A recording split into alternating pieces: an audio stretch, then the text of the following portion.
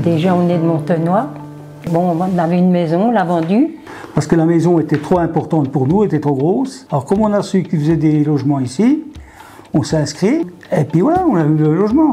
Ici, c'est très bien parce qu'on est à proximité du docteur, de la pharmacie, le magasin Proxy. On a tout sur place.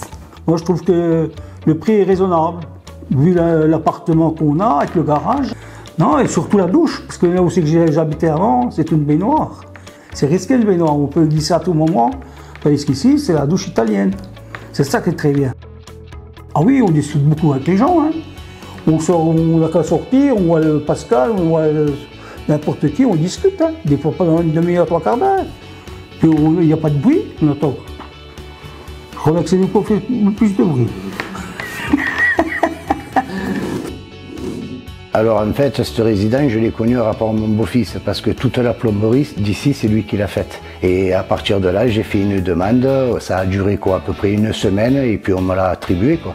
Je regrette pas mon choix, quoi. C'est sûr, au début, quand vous arrivez dans un endroit où vous connaissez personne, c'est un peu difficile, mais après, au fil du temps et par la suite, oui, on commence à connaître un peu du monde, ils sont super sympas, et puis voilà. Ben, le prix du logement, pour ce que j'ai, je trouve que c'est assez correct, c'est raisonnable. Ici, on retrouve un peu tout en fait. J'avais pas de balcon, là pour moi avoir un balcon c'est énorme quoi. C'est énorme et on se sent bien quoi. Ce programme, c'est un programme qui a été porté par les équipes précédentes, par mon prédécesseur Daniel Janin. C'est une commune qui, il y a 30 ans en arrière, avait 400 habitants. Et aujourd'hui, on est presque 1500. On s'est donc dit assez vite, il faut qu'il y ait des logements sociaux dans la commune pour avoir des habitants, mais aussi un petit peu de... on utilise cette formule anglaise qui ne me plaît pas trop, mais de turnover avec les locataires, où ça permet aussi de maintenir la démographie dans le village. Ce projet, il a été modifié un petit peu en projet intergénérationnel, en se disant que justement, on avait aussi des anciens dans le village qui occupaient des maisons. Et donc là, l'idée, c'était de les maintenir dans le village, dans des petits logements de plein pied. L'idée de base, ils allaient libérer leur maison pour que des familles s'y installent. Ça a été assez surprenant, en fait on a eu une quarantaine de personnes qui se sont inscrites assez spontanément sur une liste pour candidater à un logement. Ça montre bien que cette volonté politique, elle avait été mûrement réfléchie et elle répondait à des attentes de la population.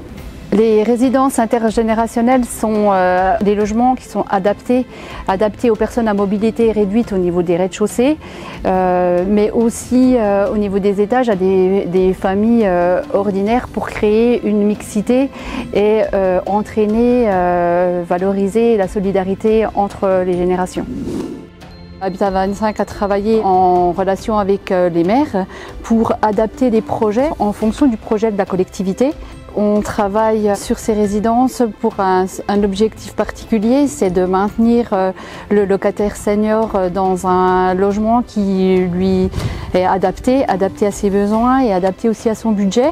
Et puis c'est pour répondre à une problématique, la problématique du vieillissement de la population. On fait des réhabilitations dans les parties communes en installant des ascenseurs quand c'est possible. On fait aussi des adaptations au niveau des logements. Par exemple, dans une salle de bain, on peut transformer la baignoire en douche. Et puis en dernier temps, on peut aussi accompagner le locataire senior dans un relogement pour que le logement soit adapté au mieux à son budget et ses besoins.